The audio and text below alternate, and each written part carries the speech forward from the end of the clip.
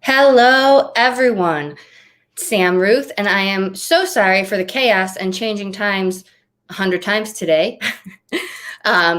These repairs in this house control my life right now. I don't control my own life. I have to go around everybody else's schedule. So thank you so much for your patience and bearing with me. I'm a little frazzled because they literally just left, and I have a little window before they come back. But it could be so much worse. And like I talked about last week, I'm so proud of how I've handled it. And that's part of what I want to discuss today. I don't know how many of you know, I'm a huge sports fan. So yesterday's news was Naomi Osaka withdrawing from the French Open because of her anxiety and depression. And she was open and honest about it. And that isn't necessarily connected to to grieving, but I think it really is. It's connected to being true to yourself and doing what's right for you. And I had a conversation with a client this weekend who went to an event that she knew in her gut she didn't really want to go to. And we talked about all of the reasons why, like feeling obligated, guilt, letting people down, all of the pressures and the things that we put on ourselves. And her body, literally her body was giving her signals. She didn't feel well. She had an upset stomach. There were literal clues to listen to, and she knew it, which is progress from a few months ago, but she went anyway and came home really struggling because she put herself in an environment that wasn't healthy for her in that moment.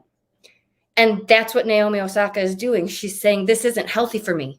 I need to take care of me. And that is our, not only our right, that is what we have to teach the children of this world. That's how we have to function in order for us to be at our best for our loved ones and for ourselves. So I love this story. I'm excited to see so many other former tennis players supporting her and commenting, and all she's doing is being true to herself. And yes, there's a stigma surrounding mental health. There's also that stigma surrounding grief. People don't know how to act around us. But if you aren't comfortable going to something or being somewhere and you force yourself to go, we pay the price later. Whether it's physically or emotionally, it takes its toll. So I want us all to learn from her. I want you to listen to that gut feeling that you get, whether it's the hair on the back of your neck standing up, or whatever feeling you get. Like I used to just say, I feel like something isn't right with my dad today. I'm going to call. 9 out of 10 times I'm right. This has been going on and it's our connection. But if I ignored that and I just didn't check in, I would spend my entire day wondering, was I wrong? Is dad okay? Like, why not just solve the problem and pick up the phone? So when it comes to ourselves, we don't give ourselves as much grace and kindness as we give everybody else. There's somebody at my door. Sorry. If somebody said to you, I'm just not in a place to go today. And we don't owe the world an explanation, by the way. She chose to give an explanation, and I'm grateful. But you can withdraw from an event. You can reschedule an engagement. And it's up to you if you choose to tell people why. You could have broken your leg. You also could be having an off day sitting and staring at the ceiling. It's nobody's business, but it's your business to be true to yourself, because we all pay that price. So it's also really important to recognize our progress. So it was huge progress that she knew she was not listening to her gut. And then she paid the price. So I guarantee you next time she will. And we've all been through this. I've been through it. We all have a different clue. Some people literally like get goosebumps or have the hair stand up. Other people get stomach aches. Like whatever your clue is, don't ignore it, and don't try to please everyone else in this world. while you're hurting yourself and suffering more. So I hadn't planned on talking about this, but I feel like it was something that happened yesterday that's going to be in the press for days, weeks. You guys know my dog's name is Dallas. I'm a huge Dallas Cowboys fan. And last year, when the quarterback came out and spoke about his anxiety and depression, there was major backlash in the media. And so I'm watching this closely to see what's changed in a year and how much progress have we made being open and honest. So if you're supposed to go to dinner tonight and something tells you not to go, something doesn't feel right, don't go. You will pay the price.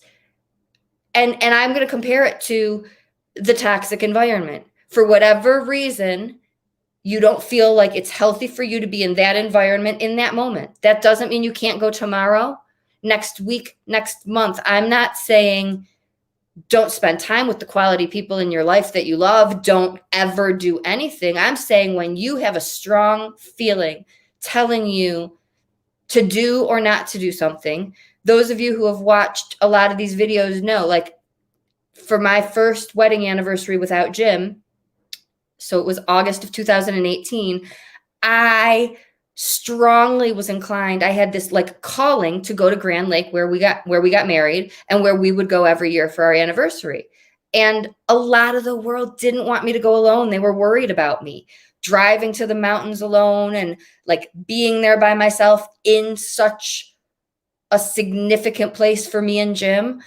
But I listened, and that was a critical week in my journey. And I'm not going to repeat it here. It's in one of the old videos. I can tag you in the comments if you want to know which one. I'll go back and look. But had I not listened to that calling, that gut feeling, whatever you want to call it, intuition, the universe, whatever feels right to you, my life would not be the way it is right now.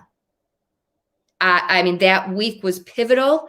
And that's what I'm just trying to encourage you all to do, to be true to yourself, to use your voice for you, not to please others. And I am absolutely not saying to be antisocial, but don't do the things that don't feel right.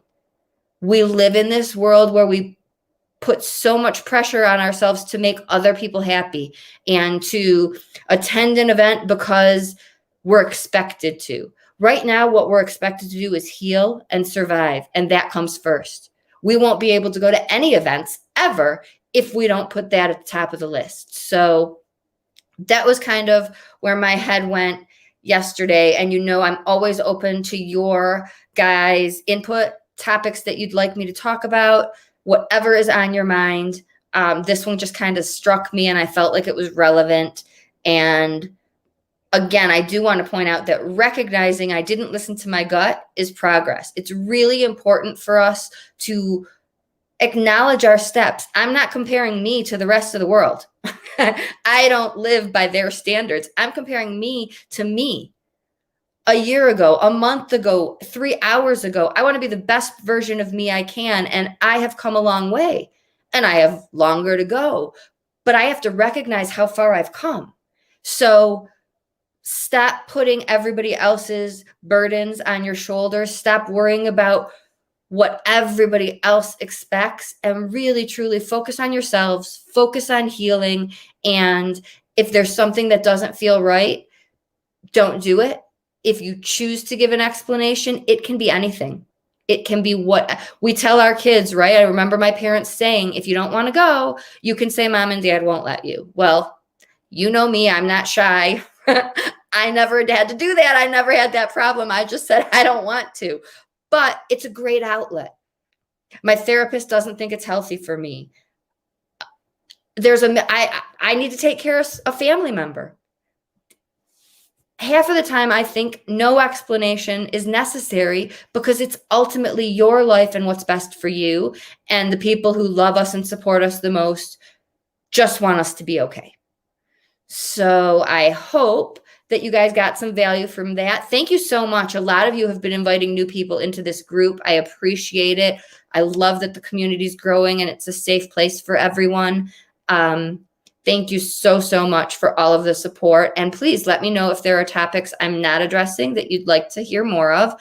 And I will see you all next week.